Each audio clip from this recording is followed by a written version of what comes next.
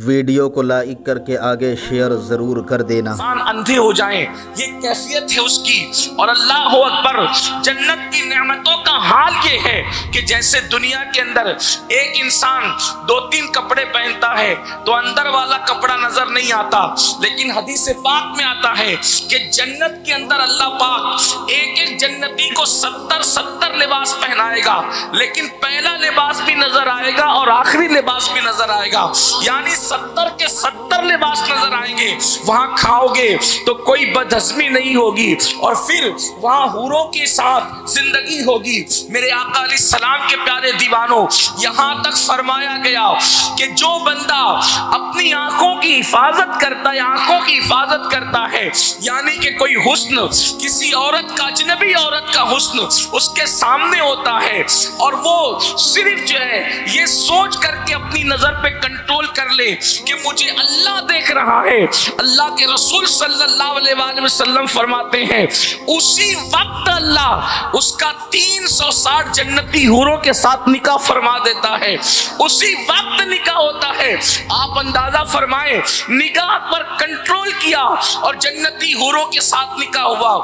इसका मतलब अगर इंसान रोजाना नजरों पे कंट्रोल करे तो रोजाना उसका निकाह जन्नती हूरों के साथ हो रहा है। हालांकि ये बात माअज़ल्लाह जैसे कि गालिब जैसे लोगों की जबान से निकल गया कि हमको मालूम है जन्नत की हकीकत, लेकिन दिल को बहलाने के लिए गालिब ये ख्याल अच्छा है। वल्लाह ये कोई दिल को बहलाने की बात नहीं है, ये बात हकीकत है। बल्कि जन्नत इतनी खूबसूरत है कि इदरीस अलैहिस्सलाम गए तो वापस लौट के नहीं आए, इतनी खूबसूरत है जन्नत। अब आप अंदाजा फरमाएं, यहाँ एक बात और अकीदे की अर्ज कर दी जाए कि जब जन्नत इतनी खूबसूरत है कि इदरीस जैसा नबी जाकर के वापस नहीं आता है, और जन्नत बनती कैसे है या जन्नत सजती कैसे है, तो अल्लाह अकबर, मेरे इमाम जन्नत की रोशनी और उसकी सजावट का जिक्र करते हुए कहते हैं कि बचा जो तलवे का उनके धोवन, बचा जो तलवों का उनके धोवन, बना वो जन्नत का रंग रोगन। उनके तलवों का धोवन बचता है तो जन्नत का रंग रोगन बनता है। अल्लाह अकबर, जब तलवे के धोवन के रंग और रोगन से सजी जन्नत का हाल ये है तो हुस्ने मुस्तफा जाने रहमत का हाल क्या है? नारे तकबीर, नारे रिसालत, उलमा अहले सुन्नत। आप तसव्वुर फरमाएं कि जिसके तलवों के धोवन से रंग रोगन जिसका बने, जब वो जन्नत की सजावट और हुस्न का ये आलम है तो मुस्तफा जान रहमत के हुस्न का आलम क्या होगा। इसीलिए तो मेरे इमाम कहते हैं वो कमाले हुस्न हुजूर है कि गुमान नक्श जहां नहीं, और यही फूल खार से दूर है, यही शम्मा है कि धुआं नहीं। क्या हुस्न मुस्तफा की शान होगी। लेकिन मैं जन्नत का तस्करा कर रहा था और वो मालिके जन्नत है, मुस्तफा जान रहमत मालिके जन्नत है, इसलिए कि आपने इस्लाह माशरा के साथ साथ अजमत मुस्तफा जाने रहमत का तस्करा भी रखा है। बल्कि हम तो ये कहते वल्लाह कोई दुनिया में इस्लाह हो ही नहीं सकती जिसमें जिक्र मुस्तफा जाने रहमत ना हो। सबसे पहले जिक्र मुस्तफा जाने रहमत है। जिक्र मुस्तफा जाने रहमत के बगैर न कोई जिक्र है, न कोई फिक्र है, न कोई इबादत है, न कोई इबादत की लज्जत है। बल्कि अल्लाह ने तो ये फरमाया, महबूब मैंने तेरा जिक्र तेरे लिए बुलंद किया, व रफ़अना लका ज़िक्रक, तेरे लिए तेरा जिक्र बुलंद किया। कैसे बुलंद किया? फरमाया जहां जहां मेरा जिक्र होगा वहां वहां तेरा जिक्र होगा। अशहदु अल्ला इलाहा इल्लल्लाह अगर अज़ान में कहा जाएगा तो अशहदु अन्ना मुहम्मदुर रसूलुल्लाह भी कहा जाएगा। अगर नमाज के अंदर अत्तहियातु लिल्लाहि वस्सलावात मेरे लिए कहा जाएगा तो अस्सलामु अलैका अय्युहन नबी तेरे लिए कहा जाएगा। अंदाजा तो करें। बल्कि यहां तक कह दिया जब मेरा जिक्र हो और तेरा जिक्र ना हो तो ऐसा जिक्र मैं कबूल ही नहीं करूंगा। जहां मेरा जिक्र, मोहब्बत तो देखे, जहां मेरा जिक्र हो और तेरा जिक्र ना हो तो मैं ऐसा जिक्र कबूल नहीं करूंगा। लेकिन हाँ, जहां तेरा हो जाए और मेरा ना हो तो तेरा जिक्र मेरा ही जिक्र है। क्या मोहब्बत है, क्या इसीलिए मेरे इमाम कहते हैं जिक्र खुदा जो उनसे जुदा चाहो नजदियो वल्लाह जिक्र हक नहीं कुंजी सकर की है। एक बात याद आई, जिक्र मुस्तफा की बात है। कुछ लोग सोचते हैं हुजूर ही का जिक्र क्यों? हमने कहा अल्लाह से पूछो, इसलिए कि हमने तो इश्क को बांट दिया इलाकों में, खित्तों में, कबीलों में और मकातिब फिक्र में। मैं कहता हूं मकातिब फिक्र बंद करो, मकातिब फिक्र बंद करो और मैं कदे इश्क की तरफ बढ़ो। मकातिब फिक्र बेअदबियां सिखाते हैं और मैं कदे इश्क ईमान की मेराज और उसकी बुलंदी तक पहुंचाता है। इसीलिए हमारा मसलक इश्क व मोहब्बत है और हमारा इमाम भी इमाम इश्क व मोहब्बत है। हमारे यहाँ इश्क मोहब्बत के सिवा, बल्कि तो उन्होंने कह दिया हम इश्क के बंदे हैं। पूरी दुनिया गाली देती रही, वो कहते जो कहना है कहते रहो, हम इश्क के बंदे हैं, क्यों बात बढ़ाई, बातें करते रहिए जिसको जो करना। लेकिन हकीकत जो है वो ये है। एक मर्तबा लोगों ने अल्लाह के रसूल से पूछा, या रसूल ये बताएं कि अल्लाह कैसा है। तवज्जो है आपकी, हज़रत मुस्तफ़ा जान रहमत की बात है, मैं कुरान पेश कर रहा हूँ। मैं अपनी गुफ्तगू को जो आयत पढ़ी उस पर भी जिक्र करूंगा वक्त रहा तो, लेकिन बात आई है तो अर्ज करूं, क्योंकि जब आशिक लोगों के चेहरों को देखो तो फिर दिल पे इश्क के तार ही जो है वो ऐसे छिड़ते हैं दिल के बरबत पर कि दिल चाहता है कि अब इसके सिवा कोई नगमा ना गुनगुनाया जाए। इसलिए कि यही वो नगमा है जो हर सांस पे गाया नहीं जाता। मोहब्बत के लिए कुछ खास दिल मखसूस होते हैं, ये वो नगमा है जो हर सांस पे गाया नहीं जाता। लेकिन मोरबा वालों तवज्जो है आपकी, किस अल्लाह के रसूल से हुजूर से पूछा गया अल्लाह कैसा है, अल्लाह कैसा, आप तवज्जो करें कैसा है अल्लाह। तो अल्लाह पाक ने एक सूरत को अपने लिए खास की और उसमें अल्लाह का पाक ने गोया कि फैसला फरमाया कि मेरे सिवा किसी का जिक्र नहीं होगा। इसीलिए उसको खास किया और उसको सूरतुल खास नहीं रखा, बल्कि उसका नाम सूरतुल इखलास रखा। उलमा से पूछें खास और इखलास में कितना फ़र्क है, तफजील के साथ है ना। जैसे कबीर बड़ा, अकबर बहुत बड़ा, सही समझते हैं ना आप, यानी तफजील के साथ ये। तो इसमें खालिस, पीवर, और पीवर किसको कहते हैं? पीवर का मतलब उसमें कोई दूसरी जिन्स नहीं मिली हो, ये पीवर।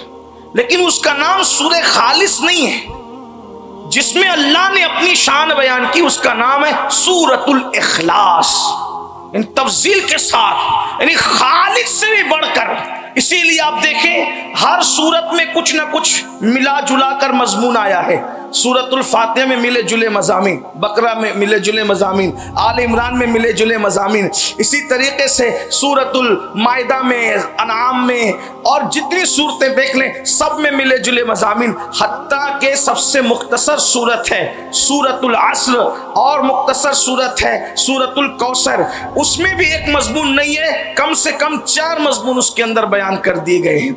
अगर आप अस्र को देखें तो वल अस्र, जमाने की कसम, कसम आ गई। उसके बाद इन्नल इंसान लफी खुस्र, और इंसान घाटे में है, एक मजमून आ गया। घाटे से कौन बचता है? इल्लल्लदीना आमनू, जो ईमान लाए, और वतवासो बिल हक वतवासो बिस्सब्र, जिन्होंने हक की वसीयत की, सब्र पर जमे रहे। 4 मजमून एक सूरत में। सूरतुल कौसर मुख्तसर सूरत, इन्ना आतैना कल कौसर, ऐ महबूब हमने आपको कसरतें अता की। एक मजमून हो गया अज़मत मुस्तफ़ा पर। फिर उसके बाद फसल्लि लिरब्बिका वन्हर, फिर उसके बाद 2 मजमून और बयान किए, सो आप नमाज पढ़िए, कुर्बानी कीजिए। इन्ना शानियका हुवल अब्तर, चौथा मजमून इसमें भी आ गया।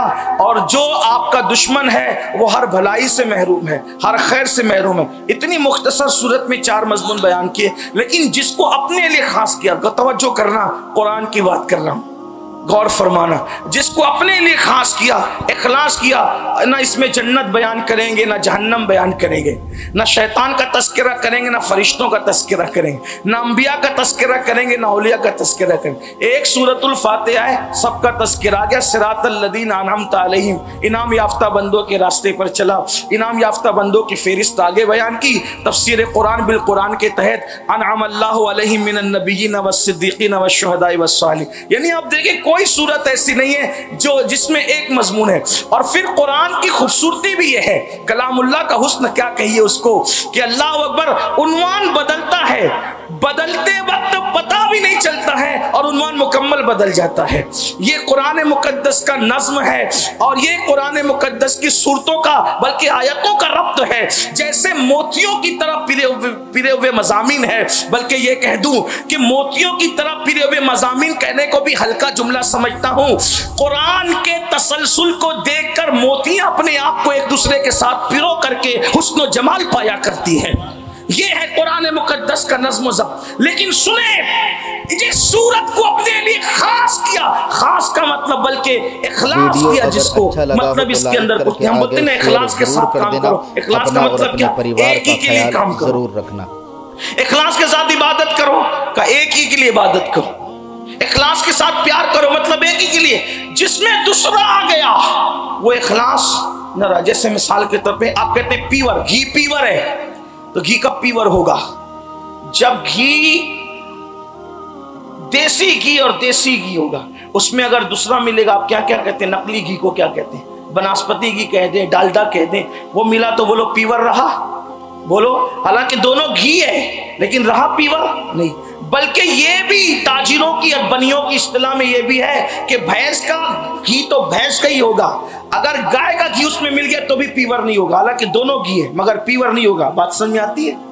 भैंस का दूध ही पीवर है, भैंस और गाय का मिल गया तो पीवर न रहा, डंडी मार दी, बेईमानी कर दी, यही तो है। लेकिन सोचो तो सही, एक ही चीज हो तो पीवर है, दूसरी आ गई तो पीवर नहीं। और कुरान में एक सूरत है जो खालिस नहीं बल्कि इखलास है, और उसमें यह बयान किया जा रहा है कि अल्लाह कैसा है। और उसका मजमून यह है कि ना जन्नत का जिक्र, ना दोज़ख का जिक्र, ना क़यामत का जिक्र, ना हश्र का जिक्र, ना नश्र का जिक्र, ना दोस्त का जिक्र, ना दुश्मन का जिक्र, किसी का जिक्र नहीं, सिर्फ मेरा ही जिक्र होगा। अल्लाह गोया फरमा रहे मेरा ही जिक्र होगा। तो अल्लाह फरमाता है तो तेरा जिक्र कैसे होगा? हु अल्लाहु अहद अल्लाहु समद लम यलिद वलम यूलद वलम यकुल लहू कुफुवन अहद। कैसे अल्लाह? तो कहा वो है और एक है, और वो बेनियाज है, और ना वो किसी से जन्म लेता है और ना उससे किसी ने जन्म लिया है, और वो उसके कोई जोरू जाता नहीं है और कोई उसका हमसर नहीं है। पूरा अपना बयान कर दिया। लेकिन जब इखलास में जिब्रील, मीकाईल, इसराफील, इज़राइल, इब्राहिम, आदम, नूह सब किसी को बयान नहीं किया, जब सिर्फ अपने आप को बयान करना हुआ, तो अपने आप को बयान करने से पहले किसी का जिक्र खुद लाता है और लाकर बताता है। क्या हो? अल्लाह अहद कहने से पहले खुद ही कहता है कुल, ऐ महबूबा फरमा दे, ऐ महबूबा फरमा दे, ऐ महबूबा फरमा दे। यानी मेरे जिक्र से पहले तेरा जिक्र होगा कि महबूबा फरमा दे। अल्लाह ये तो इखलास है, किसी और का जिक्र कैसा? तो गोया कुरान इशारा दे रहा है मोहम्मद खुदा नहीं है, ये सच है, मगर खुदा से जुदा भी नहीं है, ये सच है। वीडियो को लाइक करके आगे शेयर ज़रूर कर देना।